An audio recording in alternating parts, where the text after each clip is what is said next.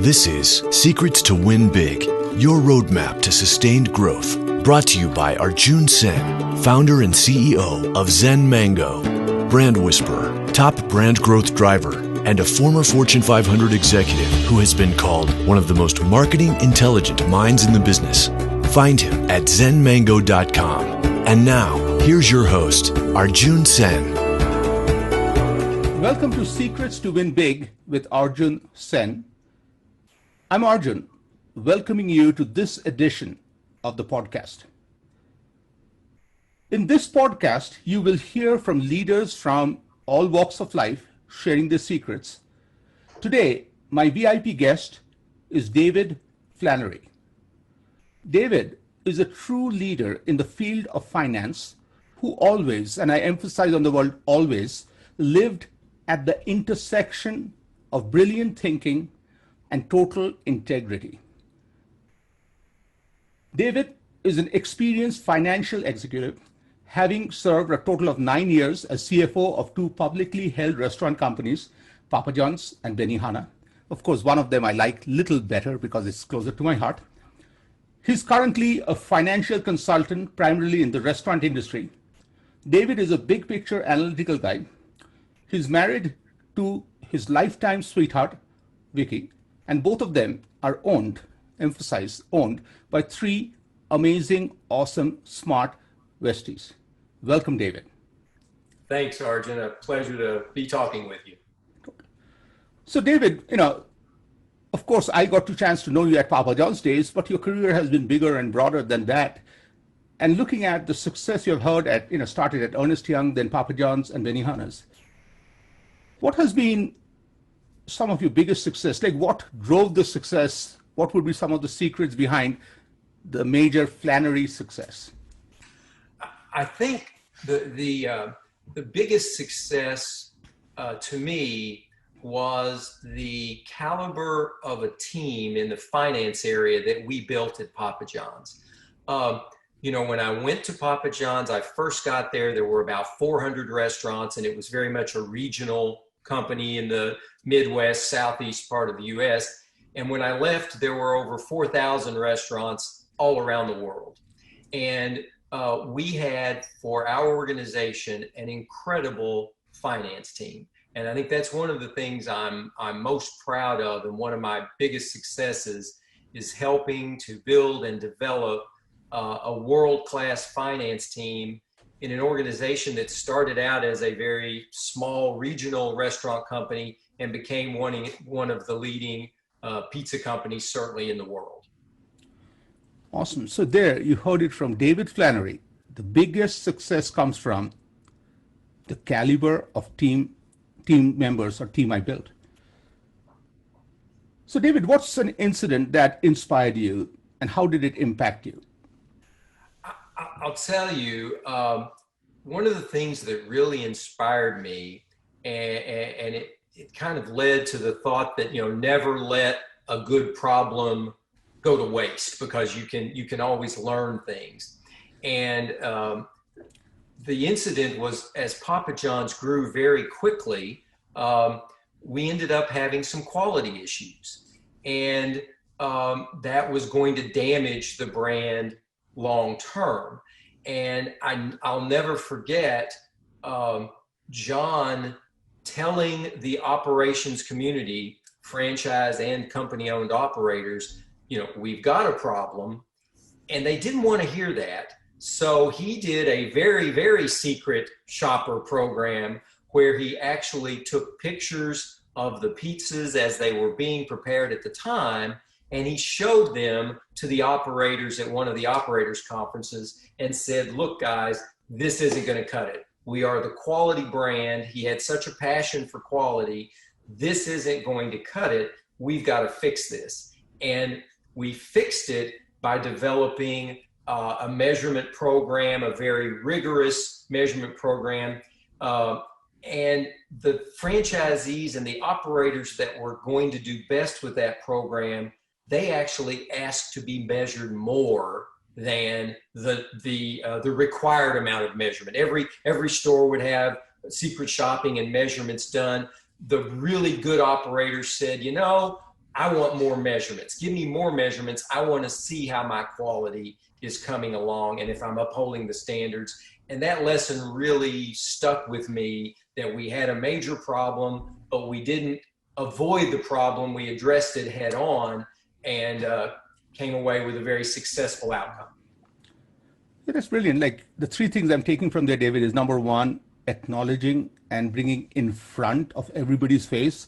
And, also being fortunate to work with John is he had an amazing, simple way, a human way of doing that. Yes. And there was no denial. And then putting measures and a path forward. But the thing that you said really hit home is the best wants to be measured more. Right. That's such an amazing KPI for finding out who is the best and who wants to move forward, because that's the person who wants to further separate from failure and move forward. So just building on that and, continuing to talk about leadership, what are some of the traits that you respect more or see most in future leaders, and how do they translate into big wins? I've been very fortunate, Arjun, in my career to work with a variety of leadership styles. And I hope I learned a little something from each of them. But some of the traits I think were most important, first of all, was passion, caring about the goals of the organization. And certainly Papa John's, John had a passion for quality, and he wanted the entire organization to embrace that passion and that culture of quality, so that even when you hit bumps in the roads, you'd have that touchstone to kind of fall back on. So I think passion is extremely important. The other thing that I always found very valuable in a leader was to have a curiosity. I had a chance to work with a lot of good analytical people throughout the years. And there's a story of one gentleman that worked for me at Benihana, a guy named Ido Lucina. And I always said, Ido, you're amazing in that I'll come to you with a problem, with a situation that I want you to do some analysis on. And you'll come back to me and say, well, here's the results of what you asked for, but here's the question I think we should be asking, going that extra step. So, answering that question that should have been asked, having that curiosity to not just take the easy answer or the obvious answer that comes up, but to dig a little deeper. And Ido was just outstanding at doing that, and I really appreciated that. And I think that's a good quality for a leader to have. And then the final quality, I think it's kind of a combination of team building and communication. If you've got good communication skills and you kind of put the team ahead of any kind of personal goals and objectives, then I think the team looks to you as the leader. And I think that's a very important skill to have. Building on team building, there's this legendary story in Louisville, Kentucky. I still cannot say Louisville yet, but I'm getting there. Close. There's a story that at Papa John's, you refused a promotion till your entire team was recognized first. And when I think back, I think that puts it in a one-of-one situation in my corporate life, because I've never seen that. So what were you thinking that day? Like, were you okay that day? What was wrong? What was right? Like, what happened, David? It's funny that you actually probably remember that even more than I do, because to me, it just seemed like the natural thing to do. But I was so fortunate in the early days at Papa John's, and we ended up building a tremendous finance team. But in the early days, my three key finance team subordinates were three women, Cheryl Ball, Connie Houston, and Keita Fox. And they were all phenomenal at their jobs. They each had different areas within the finance organization. And it didn't appear that finance as a whole was getting some of the acknowledgments that it should have gotten in our senior team meetings and so on. So I guess I just kind of wanted to make a point that, hey, these people, we are an operations focused company. We get that operations, wins of the day, but these finance people are extremely important. They are very operations focused in their own way, and they need to be recognized to demonstrate to the kind of non-operations corporate world that we have important roles to play in the organization too. And I think it worked out very, very well. Yeah, and I think, it was so well deserved, because now that you mentioned the names, what I realized was, of course, they were all brilliant in finance, but more than that, they were business first people. Yes. They knew the business we were in. They never wanted to be a roadblock. They always wanted to be an ally to help us, but do the right thing the right way. The right way was very important. And I really think that was, something when you start mentioning people, even I would go to beyond. Like when we were looking at a cross-functional challenge with, somebody like Chris Sternberg, head of PR, okay? One of the nicest human beings, and of course, an amazing family. Like, I just can't believe, and I just went to Louisville, how they adopted me. Brilliant mind, but always did the right thing the right way.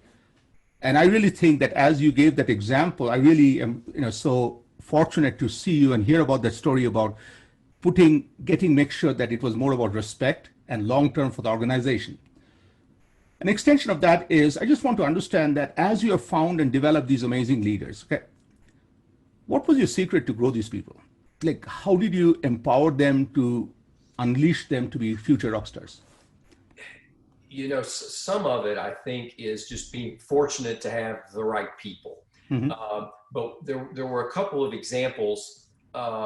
We had a situation where a business opportunity had arisen that was going to require some analysis of the financial part of it, but then more importantly, some negotiating of the terms of this opportunity going forward. Well, we had at the time a young financial analyst in the finance area at Papa John's, a guy named Shane Hutchins, who we said, run some of these numbers, kind of let us see how this may play out. And he did such a good job with that as the negotiations proceeded, we said, Shane, you're the guy, you're our representative. And he ended up meeting with very senior executives from this organization that we were working to put this business arrangement together with. And he more than held his own with those folks. And we ended up getting a very good result. And I think that, first of all, we gave Shane that opportunity, but he blew us away with how he performed. And it was probably great for his self-confidence too. And he now runs a major division within Papa John's, the PJ Food Service distribution. Then Shane was mentoring an intern with us, a guy named Steve Koch. And Shane, I think, demonstrated that same leadership with Steve, giving him opportunities. I know Steve actually had to work very closely with one of our more difficult franchisees that we had a joint venture arrangement with. And again, Steve, we said, you're the guy. And Steve took the ball and ran with it. And he's now an executive over strategic planning at Papa John's. So those kind of results where you give someone an opportunity, maybe you push them a little bit out of their comfort zone, but when they see themselves how well they can do it, it just launches them, I think, to more and more success. And that really, as a leader, gave me a great feeling of accomplishment and pride in what those guys were able to do. And when you are talking about pushing people, we all work in a world where there's no guaranteed success. There are times we see failure literally imminent, staring at us. But how you navigate from there and come out as a team makes the biggest wins of all times. So when you look back at that incredible career of yours, what would be an example or two to look at when failure seemed nearly certain, but you, an amazing team, navigated around it and came out with a huge win? We, during my time at Papa John's as CFO, there was a 2 or 3 year period where I also headed up the international division on kind of an interim basis, although it stretched out for about 3 years. And international is tough. It was new to Papa John's. We were trying to grow the business. We had good partners in some areas of the world and less good partners, franchisees in other areas of the world. And I will remember one particular situation where a country that we thought had a tremendous amount of opportunity, we just didn't have the right franchise partner. And the finance person who was over kind of problem children in the international world, and he did such a great job, he ended up being over pretty much all of development, Joe Smith, and ultimately became CFO at Papa John's. But at this point, Joe was helping resolve problematic issues within the international franchise community. And we met with another franchise partner in that part of the world. And through, Joe's creativity and some good communication, I think we were able to resolve the problem between the franchise groups. Mm-hmm. We ended up getting the proper franchisee in place.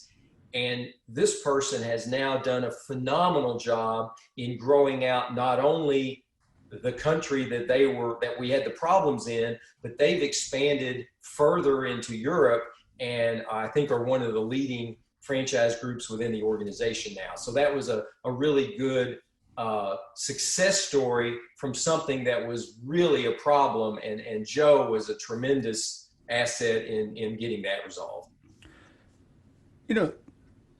I would take you to a slightly different place, and I don't want to look at specifics about Papa John's, Benihana, any of these brands, but restaurant chains and other brands, there are times as they climb rapidly, they hit a phase pause where even a little growth is not considered as a success because you were expecting 3, 4, 5%. Brands always face these.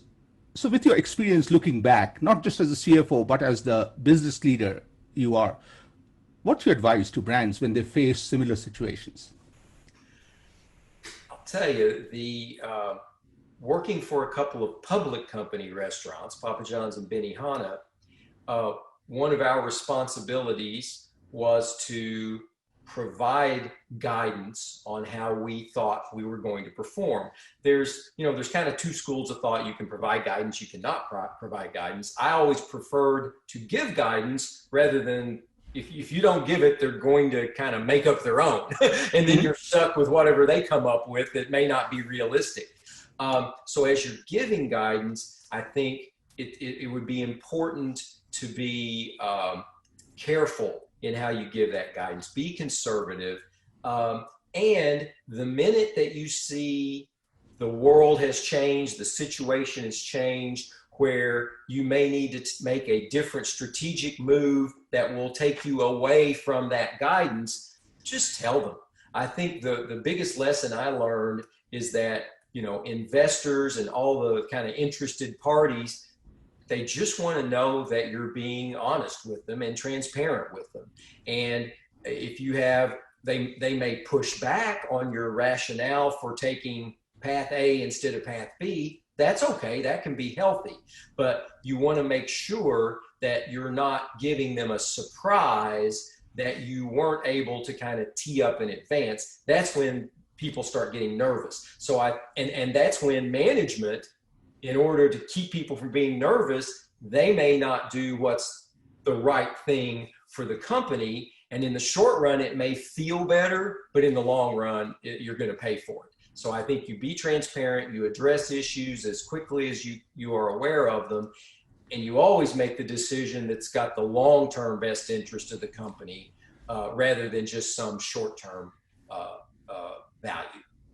I really don't know what that long-term word means, though. I'm just messing with you.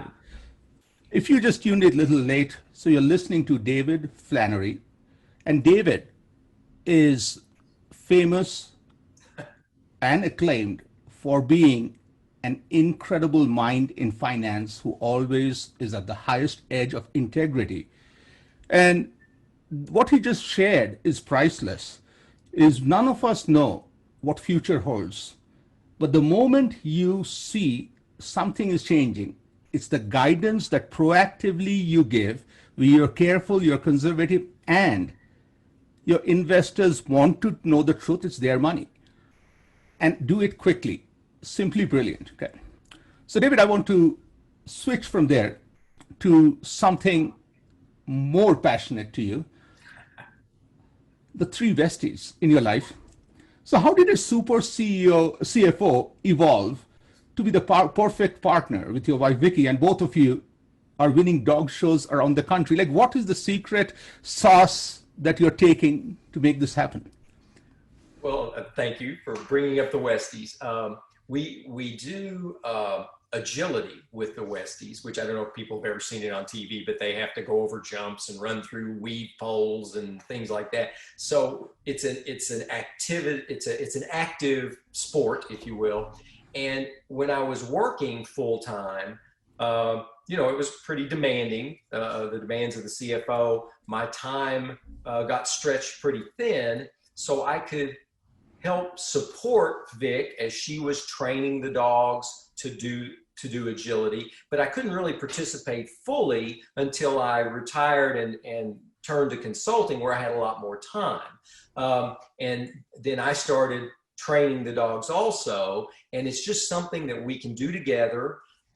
We really enjoy it. It keeps us in shape too, because even when we're not doing formal training, we're taking the dogs for a walk. It's a healthy thing for us to do, and it's just good time we can spend together, and it's something we really enjoy. And we've been fortunate to have dogs that have been pretty good at agility, and we've done well. And we're not super competitive in it. It's a hobby, but it's really something that we enjoy and we can do together.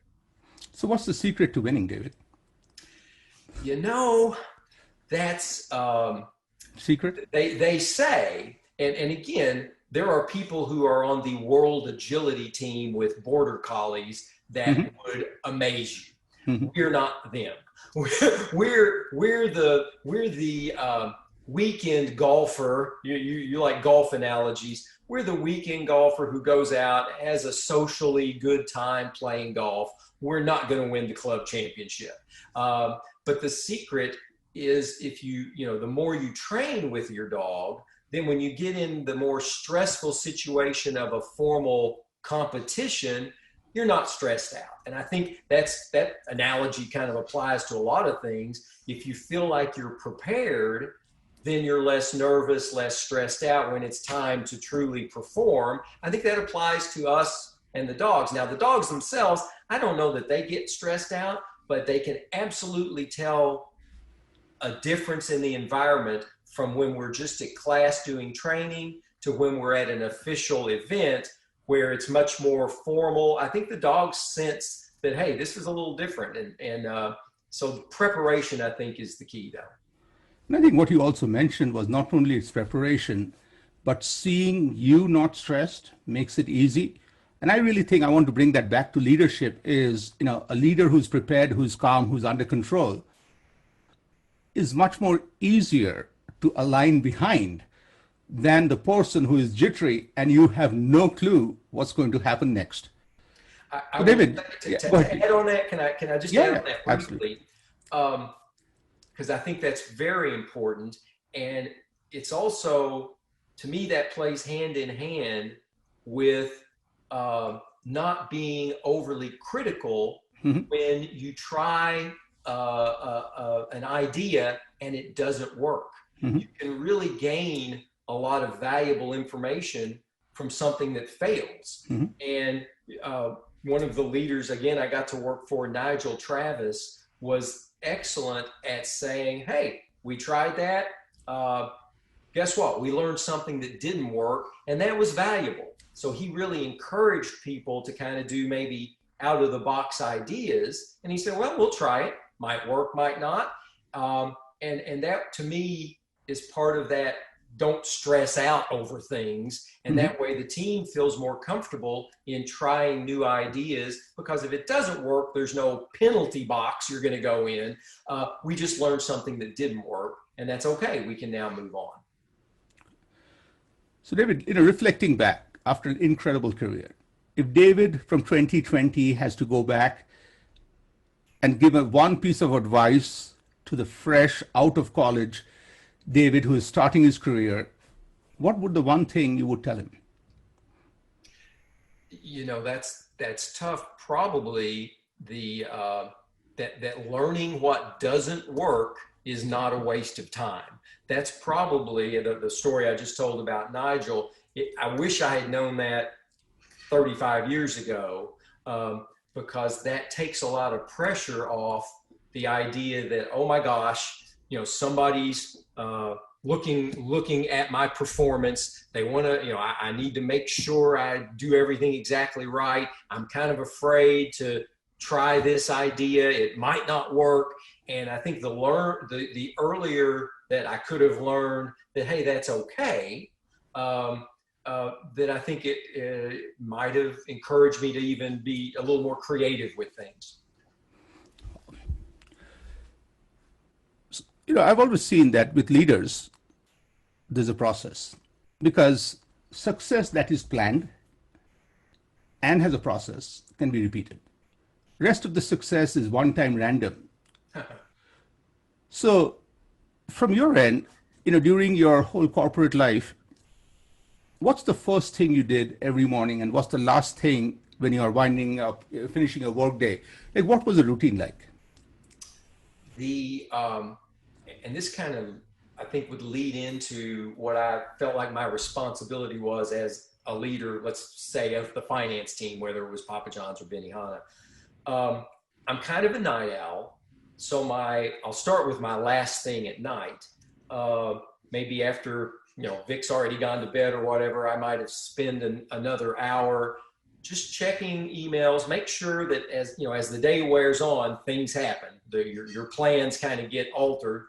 And so I would like to, before I went to bed, make sure I didn't miss something that maybe came up late in the day, an email, an important meeting that got scheduled, something like that. So that was kind of my last thing of the day, was to kind of go back and reflect on the day and see if there was anything I missed that I needed to be prepared for the next morning.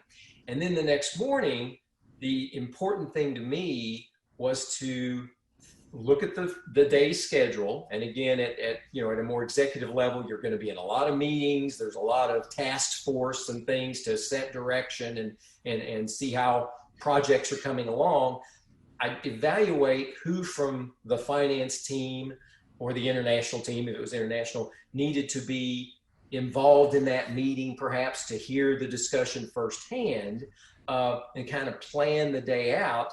But if it wasn't necessary to bring them to the meeting, I always felt my goal was to kind of be the buffer.